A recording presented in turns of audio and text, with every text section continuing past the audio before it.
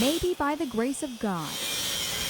This building wasn't demolished by the Joplin Catholic school system years ago. The bid to do so was too high. Because of an act of God, it was instead renovated. If you had seen it before, it was a warehouse, and it's now a school. And Annette Taylor is thanking God. It's like being a brand new teacher again. For the opportunity to teach here, her 19th year with St. Mary's Elementary School. It's going to be wonderful for the time that we're here. I mean, it's smaller, it will be cozy, but we've made do, and we've tried to make it look colorful and inviting and welcoming. The original St. Mary's Elementary was destroyed. This was my classroom. All that remains is this cross, just like, amazingly, Taylor told one of her kindergarten students early last May that it would. He said, Mrs. Taylor, do you think if there was a tornado that this cross would still stand? And I looked at him and I said, you know, if there was a tornado, I'm sure it would stand. It's a strong cross. And these are strong people. This is the new old St. Mary's, a building next to the Catholic high school, already owned by the district, completely redone in just 3.5 months. There are mementos from the old building everywhere, from the most significant, a statue of the Virgin Mary pulled from the rubble, to the door decorations that survived in a closet during the tornado. The chairs we brought from the old school. They've been scrubbed, they've been bleached. But most of this stuff is donated. From all across the country. Annette Taylor's father, You want me to help? Jim Kassler, has been the driving force behind organizing it all. After all, he has a family connection to this school. So do most of these people. Everybody that you've seen out working are either parents or volunteers that have just come in to sweep the floors, to clean the windows. Under the watchful eye of Mary, she survived the storm, so will they. It's just a new adventure.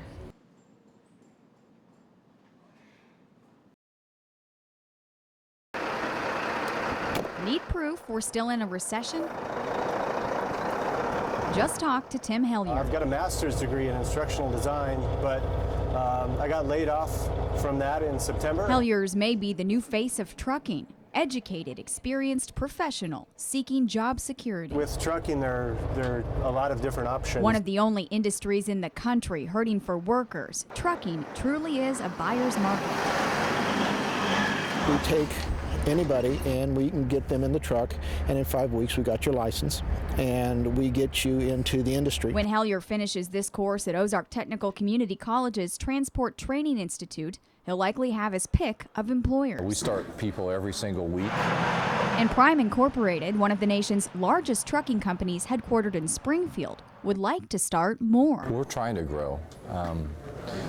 We're really always seeking that growth, and quality people are always a challenge. Prime sets the bar high, as does the rest of the industry. Possibly as a result, the American Trucking Association says we're on the verge of a 100,000 driver shortfall. John Hancock fears more now that the regulatory agency will likely further limit continuous daily driving hours. That would probably take away somewhere, depending on how you compute it, between 7, 8, 10, 12% of productivity. So we actually would need that many more additional drivers to just accomplish the same amount of freight hauling. Oh, all the way around? Okay. Hellyer's a week away from being workforce ready. Once proof there's a recession, I've been working in an office. he'll soon be recession proof. It's really nice. It's a secure industry.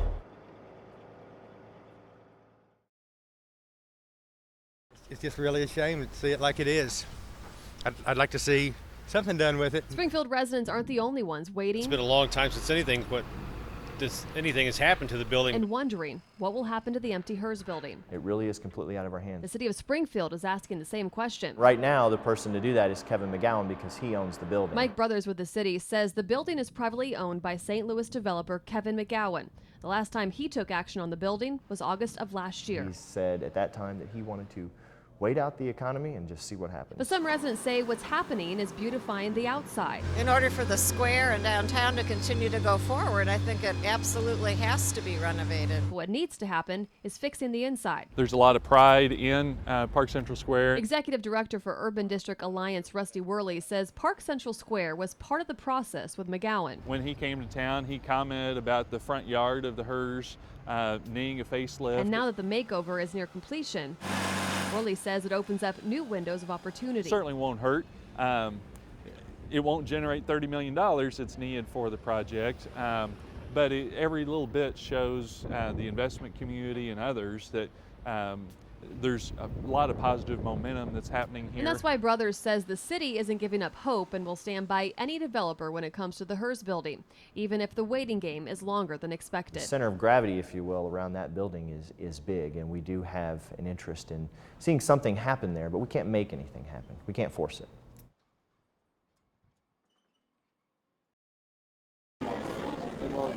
Suddenly, waiting in line feels like a privilege.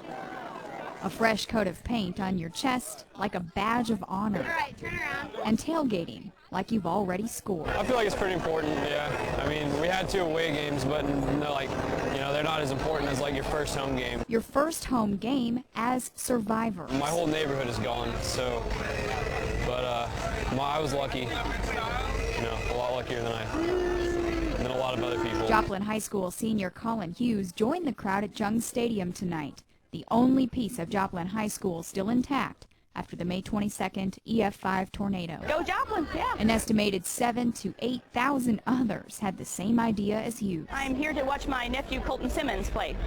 Number 9. Carla Luther came from 62 miles away. Beta, Missouri. And she may be sitting on makeshift bleachers. Jung is only built to hold 5,000.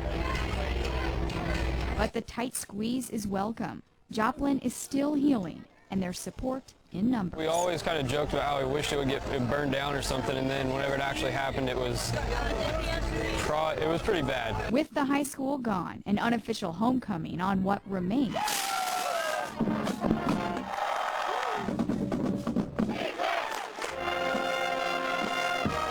Feels like a victory. You better win, because there's a lot of people here that want us to win. Look around.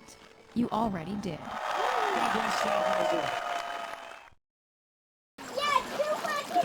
It's another hot August evening at the Fainer family pool, unofficial gathering place for the neighborhood kids. I don't know, 8 or 9 boys in this immediate area. Roughhousing, soaking in the last few weeks of summer. But tonight, some of that childhood innocence is lost. Well, I first of all just told them, listen, I'm going to give you some news that might be pretty shocking to you. And it's about somebody that you care a lot about. That news is that JT's 5th grade teacher at Pleasant View last year is now in jail for sexting a boy not much older than JT. All the kids loved him. They all wanted to get his class. He was probably the most popular by teacher far. In the by far. Over there. And JT, by friends' accounts, was teacher's pet. The two have even chatted on Facebook, something that once seemed harmless. I've never even questioned it, honest. Now suddenly terrifying. Facebook is how police say Jeffrey Turnbow, known as Mr. T, first made contact with a 13-year-old student. Turnbow allegedly told police he got the child's number off the social media site, then sent him text messages about masturbation and alluded to wanting to meet in person. After the boy received a number of sexual text messages from a number he did not recognize, he finally decided to call it. This is what he heard. Hi, you've reached the voicemail of Jeff Turnbow. The Fainers are stunned and just learning maybe Turnbow was a little too public with his private information. So Lindsay had Mr. T's number. As a result, these kids are dealing with a very adult topic. And the summer of 2011 is now the summer JT grew up. I could tell that it affected him. Mrs. Him right here. Beverly Garrison lost her home and most of her possessions in the Joplin tornado. But to her surprise, many of her family's photos survived the storm. We've lost everything, but this is memories. So far, nearly 600 images were recovered and given back to Beverly. The pictures are priceless. This picture I'm going to treasure, and I'm so glad I've got it. My brother-in-law is dead, and that's the only picture I got of him. An estimated 20,000 pictures were collected, cleaned, and boxed through the lost photos of Joplin service. Once a photo was received and treated, it was given a 9-digit number and put online for the owner to find. It's so exciting. I just can't stop looking at them. And I'm actually shaking right now because I'm so happy to have these back. These are definitely cherished memories right here. It's not just pictures that were returned.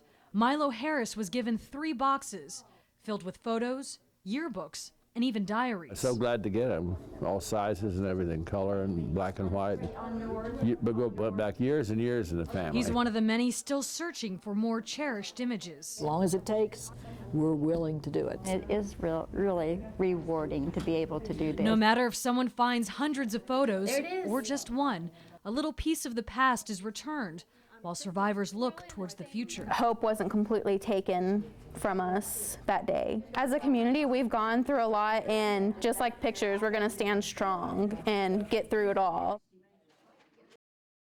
Good girl, come on. Heading out to the Riverwalk in Ozark is almost an everyday activity. I come here, 5-6 times a week. Parker Jackson and his 4-year-old boxer Bailey. It's just kind of a great place to see a little bit of nature within the city. But earlier this week, nature got a little too close for comfort. This is actually about where it happened, right here. Jackson says he was walking down the path at night when Bailey started acting up. I heard footsteps behind me. I turned around and it was clear that I was being approached. Approached by 2 coyotes. They were approaching me aggressively. Jackson says the coyotes ran off, but then a few minutes later, circled back and came up to them again. It was pretty scary. I wish I could be manly and say that I wasn't afraid, but I really was, and I was, kind of shaking in fear. It's not surprising to see a coyote. Coyotes are around. Francis Skaliski with the Missouri Conservation Department says coyotes are abundant in the Ozarks. People hear them a lot more than you see them because they yip a lot. Skaliski says you'll see more around in January and February because it's their mating season, but they aren't a threat to humans. Small pets perhaps, but as humans they're basically not a threat to anything that's bigger than they are. Easy. Jackson says once he yelled at the coyotes, they ran off and didn't come back. He then called police to file a report. And they ran that way. Jackson says this incident isn't going to stop him from spending time at the river. It'd be a shame if people stopped coming down and using this public facility just because they thought, 2 little coyotes were around here. But he'll be ready if it does happen again. I'll still come down here, maybe not at night. If I do, I'll bring maybe pepper spray,